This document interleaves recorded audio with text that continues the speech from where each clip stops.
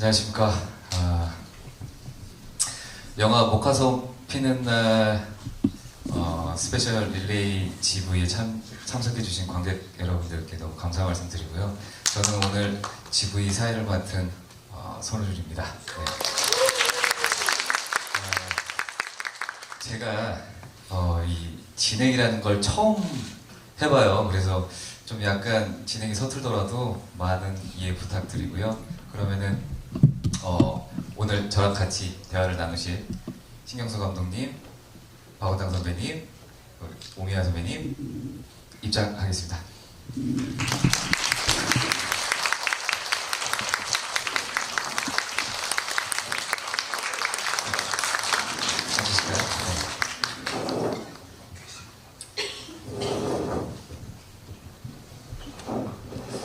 그러면 감독님부터 차례대로 이렇게 인사 한 번씩 해주시겠어요? 네. 예, 반갑습니다. 저기 감독 맡은 신경수고요. 오늘 이 영화 함께 봐주신 분 중에 또 시간 내주셔서 여러분들이 함께 하셨는데, 저하고 드라마 함께 했었던 이순재 선생님 여기 같이 보셨습니다. 선생님 고맙습니다.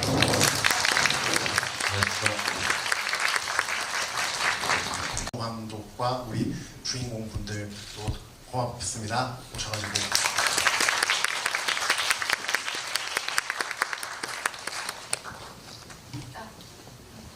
이렇게 개봉 첫날 이렇게 극장 찾아와 주셔서 너무 감사합니다. 저는 수연역의 오미화입니다. 반갑습니다. 네, 정말 감사합니다. 저는 목화솜 피는 날에서 병호 역할 맡아 연기했던 배우 박원상입니다. 반갑습니다.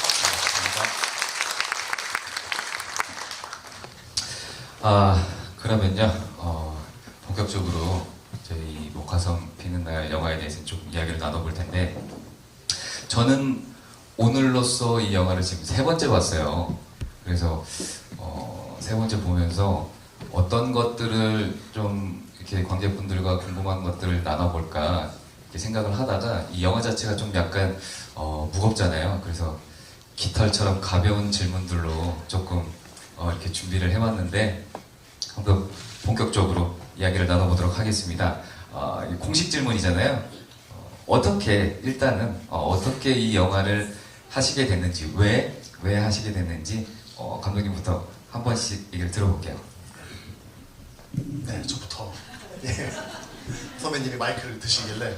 그 전에 손호준 배우님은 어떻게 이 모더레이팅을 하시게 됐는지. 저는요, 신경수 감독님과 이 소방서 경찰서라고 이제 같이 드라마를 찍었었는데요. 워낙 감독님이 좋으셔서 감독님께서 이제 전화 왔을 때 어떠한 그런 의심의 그런 것도 없이 제가 한번 해보겠습니다. 처음 하지만 잘해보겠습니다. 하고 하게 됐습니다. 네, 좋은 답변 감사드립니다. 좀 바뀐 것 같은 느낌인데 제가 저희가 취조하는 걸로.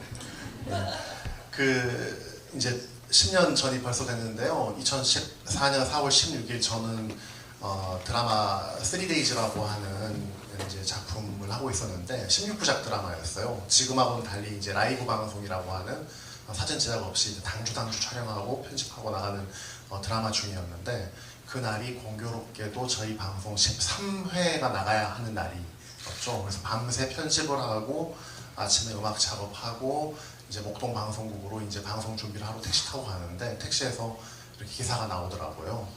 근데 이제 흑비가 이제 갑자기 내리고 있었는데 이제 큰 사고였고, 근데 이제 제 머릿속에는 오늘 방송이 죽겠는데 이제 이런 생각이 먼저 들었어요. 왜냐면은 너무나 시간이 없었기 때문에 한 주라도 좀 더 시간이 벌면 좋으니까. 그래서 이제 그런 생각을 하고 방송국에 가서 이제 밤 9시 반까지 결방이냐 진행하느냐 이제 결정을 대기하다가 결방이 되고 여의도의 작가 사무실 가서 회의를 하고 다음 주 방송에 대해서 집에 가가지고 자고 일어났더니 세상이 완전히 달라져 있더라고요.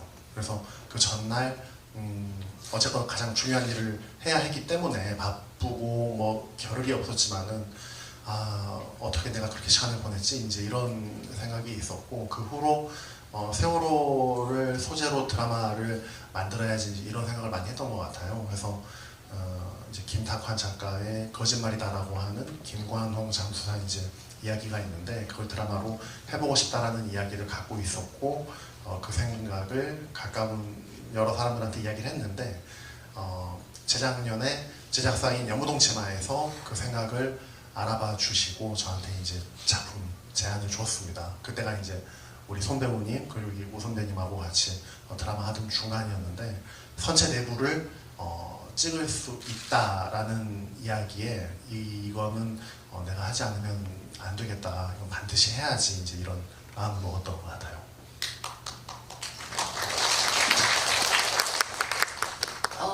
저는 작년에 감독님 말씀하신 것처럼 소방사업 경찰서 드라마를 하고 있었을 때 감독님이 그 프로젝트를 진행하고 있다는 얘기를 들었어요. 그리고 연극 작업을 준비 중이었는데 이 구두리 작가와 그때 작업 중이어서 구두리 작가가 시나리오를 쓰고 있다는 것도 알고 있었고 그래서 어떤 식으로든 참여를 했으면 좋겠다라고 생각을 했는데 감독님이 이제 제안을 해주셨고 작년에 사실 10주기 영화 그렇게 생각했을 때 벌써 10년이구나라는 생각을 하는 동시에 내가 벌써라고 말하고 있는 나를 보게 된 거죠. 근데 사실 우리가 세월호를 같이 다 목격했고 그 이후로 우리가 뜨겁게 어쨌든 촛불을 들었고 그리고 생각해보니까 저는 다시 일상으로 돌아왔더라고요. 근데 10년이라는 시간, 그 시간이 내가 어떤 방식으로든 여기에 참여를 하고 싶다. 어렵겠지만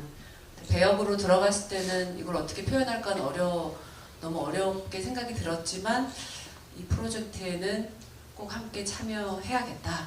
그런 생각으로 참여를 했습니다. 네, 별 과정은 늘 같은 것 같아요. 작업을 하다 보면 저는 배우니까요. 저한테 그 기회가 와야 비로소 배우의 일을 할 수 있거든요. 근데 고맙게도 목화선 피는 날이라는 그 작품의 인연이 저한테 왔고 저는 고맙게 촬영을 했고 그래서 지금 이 자리에 앉아 있는데 예 그렇습니다. 제가 생각했던 것보다 지금 또 분위기가 무거워지는 것 같아가지고 제가 깃털처럼 가벼운 질문을 한번 감독님께 드리겠습니다. 혹시 제가 이 목화선 피는 날에 이 배역으로 들어갔다면 어떤 거를 추천해주고 싶으신지. 너무 가볍죠? 네. 좀 젊긴 하지만은 병호 역할을 맡겨야죠. 오준 배우가 이 작품을 한다고 하면은 병호 역할로 제안을 합니다. 무거워졌나요? 또 무거워졌네요. 네. 그러면 사실 제가 진짜 이해가 안 되는 한 장면이 있었는데 근데 오늘 세 번째 보니까 그게 이해가 돼버렸어요. 그래서 원래 이걸 꼭 여쭤봐야지라고 생각을 했었는데 그래도 한번 여쭤는 볼게요. 그래서 제가 생각한 게 맞는지 안 맞는지. 그 영화 시작에 그 병호가 이렇게 배를 타고 가잖아요. 가서 그 조이봉 선배님 쪽으로 가시는데 조이봉 선배님이 오지 말라고 막 이러시잖아요. 근데 가셨어요. 네. 그래서 조이봉 선배님이 갈고리로 이렇게 걸어주셨잖아요. 네. 근데 저는 올라가실 줄 알았는데 그 고리를 또 빼고 다시 가시더라고요. 네. 그래서 왜 갔지 거기를? 저 그게 너무 궁금해가지고. 1년밖에 안 됐거든요. 촬영한 지가.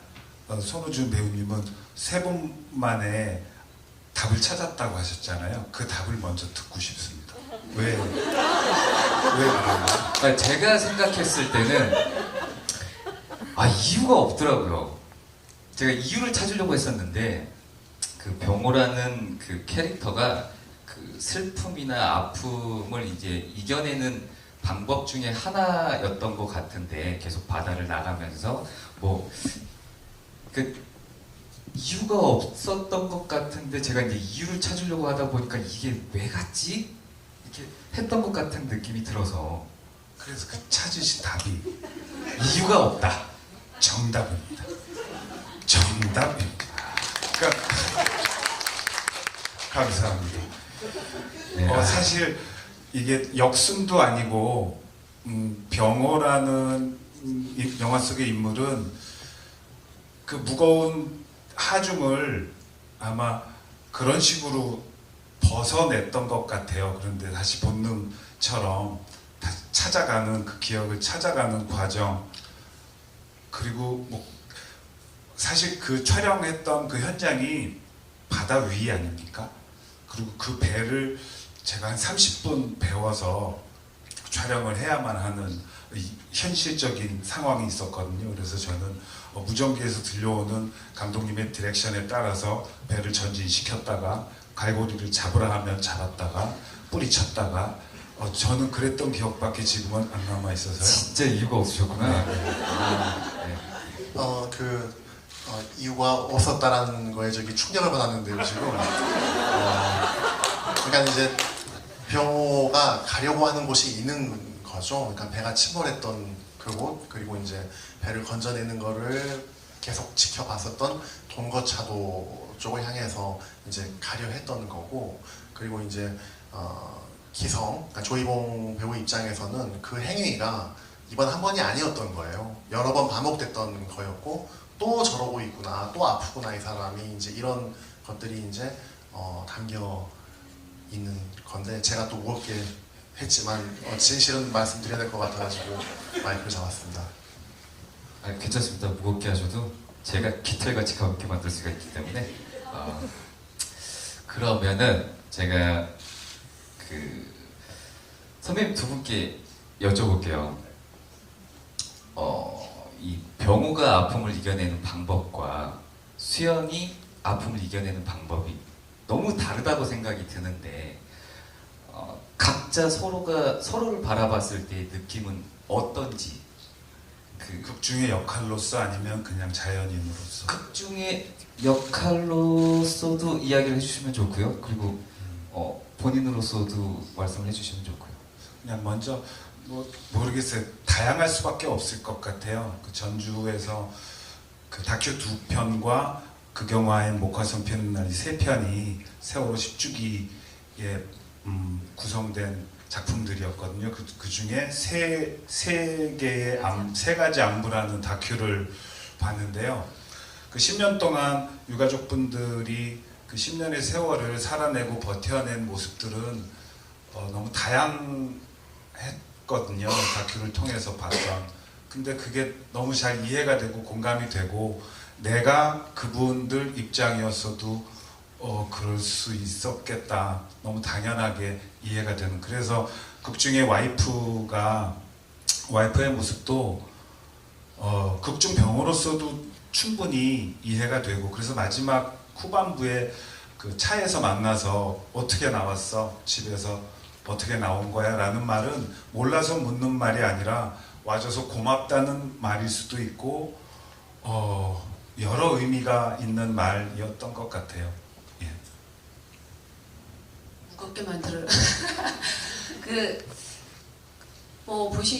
보신 것처럼 정말 고통과 슬픔을 대처하는 방식이 다른 거잖아요. 근데 병원은 정말 뜨겁게 계속 밖으로 나가서 그걸 해결하려고 하고 있는 거고, 수연은 사실 이렇게 소리쳐 외쳐도 바뀌는 게 없다라고 이미 이제 생각한 것 같은데, 사실은 그 기억이라는 단어에서 저는 오히려 보면서 개봉을 준비하고 전자영화제도 보고 그러면서 기억을 애써서 이거를 막 잡으려고 했던 병호는 기억을 잃고, 수연은 그 기억을 애써와 외면하려고 하고 있는 것 같았어요. 근데 사실 외면하고 있지 않겠죠. 그게 다 저 깊은 곳에 그냥 있는 거잖아요. 그래서 저는 그 3가지 안부도 말씀하셨지만, 다큐를 보면서 그때 그 유가족 어머니 2분에 대한 다큐가 나왔는데, 사실 유가족의 부모님도 계시고 형제 자매도 있고 그걸 바라보는 우리도 다 있지만, 그 안에서도 어머니 아버님이 형제에 대한 그 아픔을 부모님이 그 아픔까지를 이렇게 보듬지 못하고 있다가 나중에 그거를 느끼게 되시더라고요. 그 다큐에서도. 근데 수연 같은 경우도 중간에 그 채은이라는 큰딸에 대해서 큰딸이 가져갈 아픔이나 슬픔에 대해서 사실 헤아리지 못하고 작품 속에서는 마음속에 있을지 모르겠지만 그랬던 과정이 그 작품 속에는 있는 것 같아요. 하지만 그 이유는 뭐 당연히 바뀌고 있는 거고. 저도 보면서 그래서 그게 좀 되게 마음이 안타까웠는데 그 채은이라는 친구가 엄마랑 둘이 이야기하는 장면이 있잖아요. 그래서 아빠를 포기하지 마라고 이야기했을 때 엄마가 나도 유가족이야 라고 이야기했는데 채은도 유가족이잖아요. 네, 저는 그 네. 대사 그래서 사실 그 촬영 당시에 감독님한테 그 대사 얘기를 좀 했어요. 아니 엄마가 그러니까 우미아가 바라보면 이 대본에서 엄마 아빠가 채은이를 챙겨야 될 것 같은데 사실 겨를이 없잖아요. 그런 여력이 없거든. 근데 내가 엄마도 유가족이야 나한테 왜 그래라는 말을 채은이한테 뱉는 게 너무 어려운 거예요. 그러니까 내가 생각할 그러니까 우미아가 생각할 때. 근데 수연은 충분히 그 속에서는 지금 그런 인물이기 때문에 그때 그런 얘기는 나눴지만 그 수연을 그런 인물 그렇게 말을 뱉을 수 있는 인물로 간 거죠. 이걸 이어서 감독님께 한번 여쭤보겠는데 그 채은이라는 아이가 이 극에서 어떤 그 역할로 이렇게 그 채은이라는 캐릭터를 만드신 건지 그게 좀 궁금해요.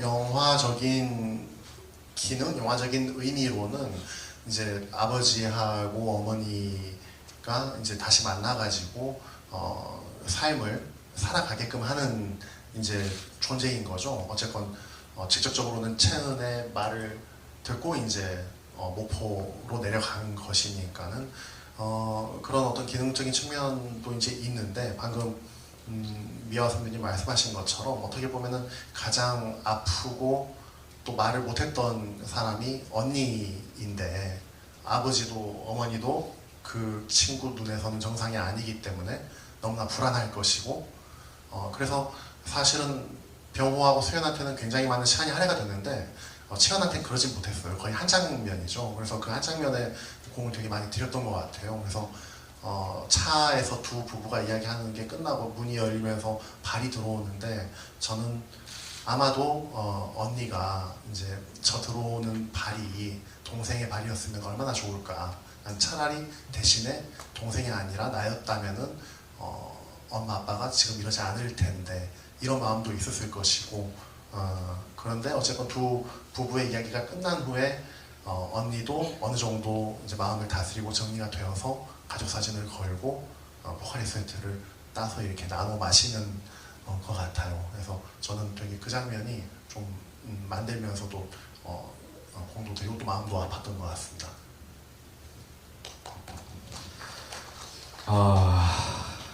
저 혹시 그 영화 같이 보신 분들 중에서 궁금하시거나 이런 거 있으시면 언제든지 이렇게 손 들어서 이렇게 여쭤보시면 되거든요.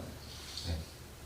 너무 제가 깃털처럼 가벼운 질문만 한다고 해서 네네네. 네네네. 그 주인공들의 이름이요. 그 이름. 마이크가 가고 있습니다. 그 영화 캐릭터 주인공들의 이름이요. 그 가족들의 이름인가 궁금해서. 실제 유가족분들이 네, 말씀하시는 네. 그렇지는 않습니다. 그렇죠. 예, 그 이름은 겹치지 않으려고 되게 굉장히 애를 썼어요. 그러니까 혹시 이 이름이 실제 존재하는 이름일까? 특히 딸들 이름은 굉장히 신경을 많이 썼습니다. 제가 듣기로는 그 유가족분들도 이 영화에 직접 참여를 하셨다고 저는 그렇게 얘기를 들었었는데 같이 한번 작업을 해보시는 그 소감? 그것도 조금 궁금하기는 해요. 감독님이 이제 길게 답변해 주시면 될 것 같은 질문인데요. 그 컨테이너 장면에서 다툼이 일어나는 장면에 그 노란 머리를 하고 계신 어머님이 실제 유가족 어머님이신데 연극 극단 활동도 하고 계신 분이세요. 그만해 아마 대사가 그만해 뭐 이런 대사였던 것 같은데 뭐 디렉션이 뭐 필요 없는 그냥 그 대사 한마디로 정리가 될 수 있는 저도 개인적으로 같이 그 같은 공간에서 주고받고 같이 뭔가 하나 만들 수 있어서 아마 오래오래 기억에 남을 수 있는 작업이었습니다. 나머지 긴 대답은 감독님께서. 네. 일단 부끄럽게도 이제 극단 노란 리본이 굉장히 오랜 시간 동안 작업을 하셨고 지금 올린 공연만도 한 5작품이 돼요. 그래서 이제 아마 이번 주말에 이제 공연이 끝나야 할 텐데, 그리고 작년에는 이제 장기자랑이라고 하는 다큐도 하나 있었고, 이분들께서 저희 이제 그 작품에 이제 불어넣은 거는 어떻게 보면은 리얼함, 이제 사실과 같은 이제 그런 측면에서 이제 공기를 만들어 준 것 같은데, 이제 이 작품을 준비하면서 제일 좀 경계했던 게, 이 영화를 보시면은 당연히 어떤 슬픔과 고통을 느끼시지만 그 슬픔과 고통을 우리 배우들이 그리고 스크린이 다 가져가지 않았으면 좋겠다가 이제 첫 번째 사실은 목표였어요. 그래서 되게 이제 우리 사회가 유가족이나 피해자들에게 피해자다움, 유가족다움을 이제 굉장히 요구를 해요. 그래서 한쪽은 그걸 되게 악마화하기도 하고 또 한쪽은 이걸 굉장히 윤리적으로만 재단해가지고 그래야만 해, 이제 이런 어떤 잣대가 있는 것 같은데, 병호나 수연을 보면은 그렇지가 않습니다. 그러니까 욕도 하고 싸움도 하고 참여도 안 하고 이제 이런 것들이 정말 10년 동안의 유가족들의 모습인데, 그런 모습들이 저희 노란 리본 어머님들이 오셔서 또 빈 공간을 채워줌으로 해가지고 정말 살아있는 사람들이구나, 이제 이런 것들을 만들어 주신 거죠. 뿐만 아니고 이제 뭐 처음에 이제 몰고 나갔던 배 같은 경우도 사실은 2014년 당시에 아이를 구하러 갔던 어선이었고, 그것도 이제 가족협의회에서 이제 구해주셨고, 그다음에 선체 촬영 같은 경우도 에필로그 때 너무 설명을 잘 하시잖아요. 또 이제 가족분들이 전부 다 끌고 다니면서 저희들을 몇 번이고 또 안내도 해주셨고, 뭐 이제 그런 것들. 그리고 광주 촬영 때는 뭐 조선대학교 학생들부터 유치원생들까지 다 자발적으로 오셔가지고 도와주셨고 해서 정말 여러분들이 십시일반으로 만들어주신 의미가 있다고 생각을 합니다.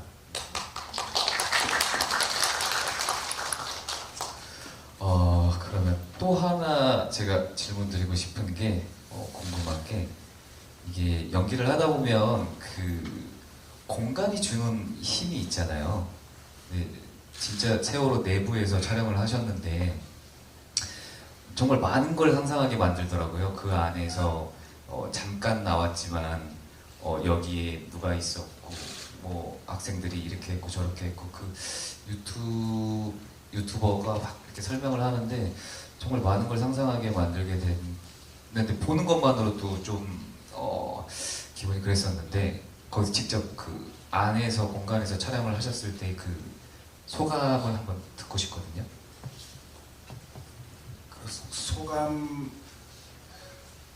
일단 목포 신항에 가면 무태에 올라와 있는 그 따개비가 붙어 있고 많이 찌그러져 있는 세월호 선체를 마주 대하면 뭐 정말 너무 많은 감정들이 스쳐가죠. 근데 촬영하는 그때는 저희가 총 8회차에 찍어야 하는 상황이었거든요. 8회차에 장편을 하나를 찍어야 하는 아주 진취적인 상황이었기 때문에 정작 세월호 안에서 찍을 땐 바로 찍어내야 하는 상황이어서 지나고 나서 생각해 보니까 오히려 그게 다행이었다 싶어요. 만약에 여유가 있는 촬영의 여건이었다면 불필요한 생각들, 불필요한 감정들 때문에 소비되고 누수되고 그러지 않았을까, 그런 생각이 들어요. 그리고 저희 영화에서 다 담아낼 수 있었다는 게, 지금은 선체 안을 들어가실 수가 없거든요.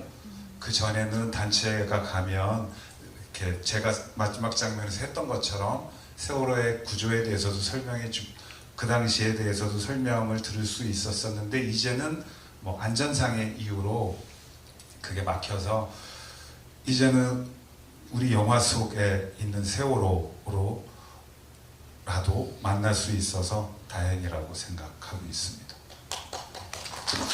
이건 질문은 아니고요. 제가 3번 보면서 3번 다 참을 수 없는 장면이 하나 있었는데 그 마지막에 우미아 선배님이 내가 여기 엄마인데 라고 얘기할 때가 그게 너무 저는 3번 다 참을 수가 없더라고요. 그때 너무 슬펐고요. 가벼운 질문 하겠습니다. 감독님께서는 이게 이번이 처음 영화신데 드라마와 영화의 그 환경을 이렇게 한번 보셨을 때 어떤 게 더 나하고 잘 맞다 이게 있으신지. 어려운 질문인 것 같은데요.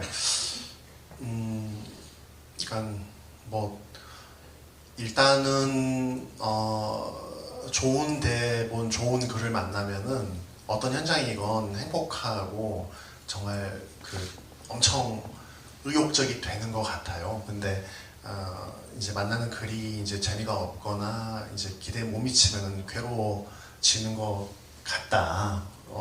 그런데 이번에 영화를 해보니까는 영화가 더 재미도 있더라. 그 이유는 이야기가 이제 완결된 이야기를 가지고 어쨌든 시작을 하기 때문에 훨씬 좀 제가 뒤를 좀 계산을 하고 이렇게 좀 만들 수 있다라는 점이 매력적인 것 같고 아무래도 이제 드라마는 굉장히 여러 가지 많은 것들을 좀 배려하고 신경 쓰고 생각을 해야 되기 때문에 영화가 좀 더 제 마음대로 좀 할 수 있는 게 아닌가?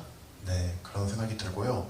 아까 저기 어떤 배역을 맡기면 좋겠냐고 이제 여쭤보신 거가 제가 생각이 바뀌어가지고 생각을 해봤더니 이 병호 챕터에 등장하는 예쁜 진도 백구가 어떠실지. 제가 너무 무례. 아니요. 그걸 하게 되면 어떻게 해야 되나 잠시 고민을 해봤었는데 시켜주시면 잘할 수 있을 것 같습니다. 네.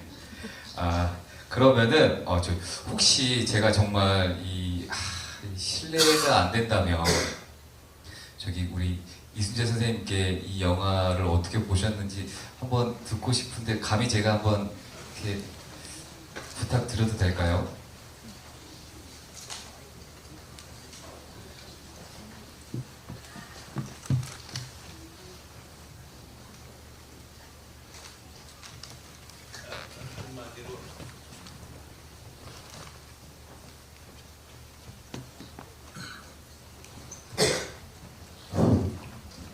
한마디로 수고하셨습니다.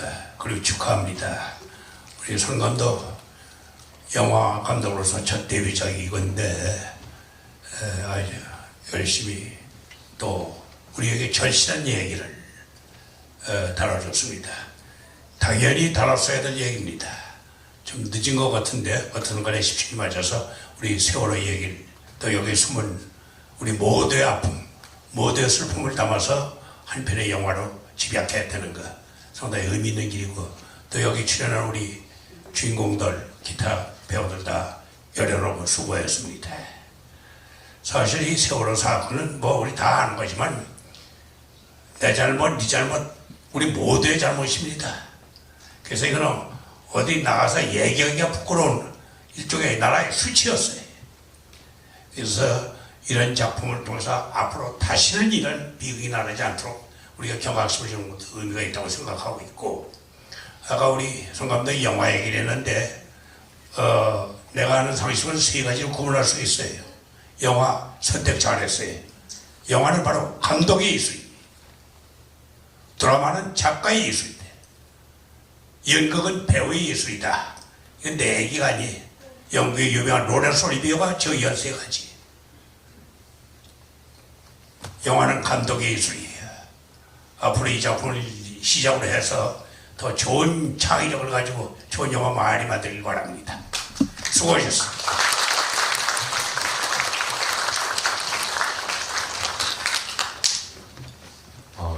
네. 감사합니다. 네. 선생님 덕분에 제 깃털처럼 가벼웠던 이 진행이 조금 더 품격이 올라간 것 같아서 네, 너무 감사합니다. 전 사실 제가 그렇게 많은 질문들이나 이런 것들이 사실 지금 떨어졌어요. 혹시 궁금하신 거 있으시면 혹시 손을 들고 네네네네네. 좀 많이 도와주십시오. 네, 제가 진행이 처음이라 많이 도와주십시오. 궁금한 거 아무거나 여쭤보셔도 됩니다. 네.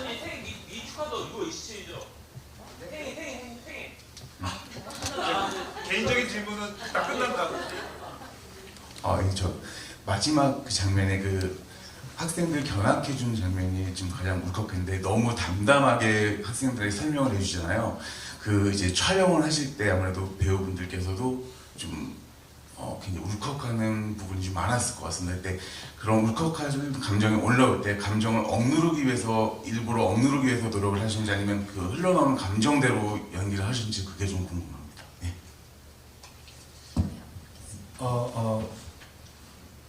뭐 다 섞여 있을 것 같은데요. 그 에필로그 마지막 장면 같은 경우는 지금은 이제 없어진 거지만 그 전에 저희가 찍기 전에 그 세월호 선체를 이렇게 설명해 주셨던 분이 동수 아빠라는 분이셨어요. 공교롭게 저랑 또 동갑. 특히 이번 작품에서는 그 울컥하는 걸 그대로 아까 감독님도 잠깐 말씀하셨지만 그거는 우리 작품이 가야 할 방향하고는 조금 다르다고 생각했어요. 그래서 다행인 건 아주 열악한 회차에 찍어야 했다라는 게 저는 개인적으로 참 다행이라고 생각하고 있습니다. 그래서 옆에 안 보고 그냥 달려갈 수 있었고 끝까지 완주할 수 있었다고 저는 개인적으로 생각하고 있습니다. 미화 씨는 어떻게 해요? 저는 지금 그 얘기 질문에 생각나는 장면이 있었는데 뭐 한 여러 개가 있지만 하나를 말씀드리면 그 수연이 경은의 방에 짐을 정리하는 씬이 있어요. 근데 그러니까 저는 수연 역할을 끝까지 어쨌든 눈물을 흘리면 안 된다고 생각을 했어요. 그러니까 그랬으면 좋겠다라고 마음을 먹었는데 사실 그 방 정리를 할 때 짐을 넣고 이걸 테이프 붙이는 순간 제가 사실 터졌어요. 근데 그 컷을 안 쓰셨어요, 감독님. 당연히. 그러니까 내가 사실 그러고 싶지 않았는데 그 순간 사실 지금 말씀처럼 막 거의 그 아파트 장면을 저녁에 다 찍은 거였는데 그 순간 장면에 그 방에 들어가는 순간 못 참겠는 거예요, 제가. 그러니까 사실 그건 우미화가 느끼는 거겠죠. 근데 이제 수연은 그래서는 안 된다고 생각했기 때문에 그 순간 내가 정말 아니야 이렇게 생각했고 그 컷을 어쨌든 감독님이 안 쓰셨고 그 다음 다른 컷을 할 때는 다시 제가 좀 이렇게 건조하게 하려고 노력했던 것 같아요. 근데 그런 부분은 아까 감독님이 말씀하신 것처럼 그 슬픔을 우리가 가져가선 안 되고 그리고 수연이라는 인물 자체도 뭔가 그걸 드러내지 않고 계속 누르고 있는 사람이었기 때문에 끝까지 그 부분은 좀 생각을 하고는 있었는데 쉽지는 않았던 것 같아요. 네. 그리고 갑자기 생각났어요. 질문할 게. 미역이 주는 뭔가 이 상징적인 의미가 있는 것 같은데, 그래서 미역이 주는 의미가 뭘까를 좀 보면서 고민을 해봤거든요. 모르겠어요. 그래서 여쭤볼게요, 감독님께. 이제 우리나라 사람들에게 이제 미역국은 굉장히 일반적이면서 또 중요한 음식이잖아요. 생일상에 이제 놓는 게 이제 미역인데, 병호가 이제 서강상회의 복자하고 싸우면서 이제 미역국을 엎어버리는데 두 가지가 있는 거죠. 그러니까는 세월호 참사로 인해 가지고 진도 분들이 어려웠던 거는 정말 부인할 수 없는 사실이었고, 그래서 활동하시는 분들이 영화의 내용처럼 미역이라든지 이런 거를 대신 팔아가지고 이렇게 저렇게 좋게 쓰려고 했던 것도 사실인 거죠. 그래서 그런 어떤 세월호의 10년을 이제 담으려고 저희가 애를 많이 썼는데 그 10년의 어떤 한 조각 이제 그 미역인 거고 내적으로는 이제 생일을 의미하는 탄생과 어떤 그 탄생을 상징하는 미역국을 수연이가 버려버리잖아요. 먹지 않고 했을 때 버려버리고 엎어버리고 그 탄생이 이제 바로 이제 죽음과 이제 맞붙어 있는 게 이제 미역인 거죠. 그래서 사실은 저희가 이제 이렇게 오신 분들 위해 가지고 또 미역을 준비를 많이 했으니까는 영화는 영화대로 이제 보시는데 미역국 드시면서 또 한번 생각해 보실 수 있는 기회가 되면 좋을 것 같습니다. 그리고 이제 영화 속에서 우리 경은이가 수학여행 가기 전에 급하게 준비해서 나가면서 먹지 못하고 가요. 갔다 와서 먹겠다고. 그러면 내가 다 먹어볼 거라고 농담하고 떠나보낸 그 모습이 그 막내딸아이의 마지막 모습이었죠. 네. 그런 뜻이 있었군요. 네. 저 마지막으로 저희 질문 하나만 받고 끝낼게요. 네, 그렇죠. 네, 영화 잘 봤습니다. 목화는 언제 피나요? 왜 제목이 목화솜 피는 날인지 영화 전체의 그 이미지하고 뉘앙스하고 이 제목하고 쉽게 딱 붙지가 않아가지고 그래서 감독님이 이 영화 제목을 목화솜 피는 날로 한 것과 이 4.16 세월호 참사하고 또 어떤 연관이 있는지 물론 극중에 그 목화솜 얘기가 잠깐 나오기는 합니다만 좀 말씀 부탁드립니다. 이제는 그 앞으로 어떻게 될 건지 이제 알 수가 없는 일이 됐는데 지금 목포 신항에 내려가면은 세월호가 여전히 이제 녹이 계속 새면서 이제 외롭게 있는데 한때는 이제 그거를 목포 근처에 있는 곳으로 이제 옮길 계획이 있었어요. 그러니까 굉장히 많은 이제 비용이 들죠. 그러니까 이거는 비용으로 따져서는 안 되는 문제인데, 근데 그 옮기는 곳이 목화밭이 있었더라고요. 저희가 이제 취재하고 조사를 작가님이 했을 때, 그게 이게 이제 좀 모티프가 됐던 건데, 그거는 이제 뭐 아주 그냥 단편적인 단초가 됐던 거고, 이제 황영희 배우님이 이제 나레이션을 해줬던 그 목포 방송의 목화솜 이야기를 다시 한번 들여다보면은 대개는 꽃이 피고 꽃이 지는 거잖아요. 목화꽃이 피고 목화꽃이 져버리면은 잃어버린 이제 경은이 둘째 딸이 다시는 피어날 수가 없는 건데, 목화꽃은 그게 다시 열매가 되어서 목화솜으로 피어나는, 그러니까는 슬픔에 갇혀있지 않고 이제 희망에 대한 앞으로 한 발짝이라도 더 나아가고 싶은 어떤 그런 바람이 그 제목에 좀 담겨 있다라고 봐주시면 고맙겠습니다. 네. 지금 이제 한참 이야기의 꽃을 피우려고 하는데 시간이 이제 다 됐다고 말씀해 주셔가지고 어쩔 수 없이 이제 마지막 인사를로 이제 지부를 끝내려고 하는데요. 그 역순으로 선배님부터 이렇게 마지막으로 인사 한 번씩 드리고 정리하도록 하겠습니다. 진심으로 정말 이렇게 함께 해주셔서 너무너무 감사드리고요. 많은 사람들과 같이 기억할 수 있는 영화가 되기를 소망합니다. 보시고 오늘 느끼신 것들이 많이 남아 있으시다면 주변에 널리 SNS 아무튼 오늘 함께 해주셔서 너무 감사합니다. 저도 드릴 말씀은 그건 것 같아요. 첫 개봉날 진짜 이렇게 와주셔서 진짜 너무너무 저도 계속 잊지 않은 날이 될 것 같고, 오늘이 마음으로 정말 우리 영화 만들었거든요. 마음이 모여서 만들어진, 아마 이 영화 지금 여기 계신 분들도 그 마음으로 오신 것 같아요. 그러니까 나가셔서 그 마음을 널리 많이 알려주세요. 감사합니다. 극장 오시는 게 쉽지 않은 일인데 요즘 시대라는 게, 근데 저희도 마찬가지로 이 영화 만드는 그거 쉽지 않고 굉장한 용기를 내서 또 그 용기라는 게 여러 사람이 함께 하니까 커지더라고요. 근데 이제는 여러분들이 정말 용기를 더 내주셔가지고 혼자 보지 마시고 2명, 3명 이렇게 함께 극장을 꼭 찾아주시면 고맙겠습니다. 부탁드리겠습니다. 저도 오늘까지 영화를 3번 봤는데요. 첫 번째 본 거랑 두 번째 본 거랑 세 번째 본 거랑 안 보였던 장면들도 많이 보이고 이해를 못했던 장면들도 이해가 되는 장면들도 너무 많더라고요. 그러니까 2번씩, 3번씩 보시는 것도 추천드리고요. 그리고 좋은 댓글들, 좋은 후기들 이런 것들 많이 써주시면 영화에 많이 도움이 되지 않을까 싶습니다. 네, 이것으로 GV는 끝내고요. 이렇게 헤어지는 건 좀 아쉬우니까 우리 관객분들하고 같이 이렇게 사진 한번 찍으시는 거는 어떠세요? 괜찮으세요?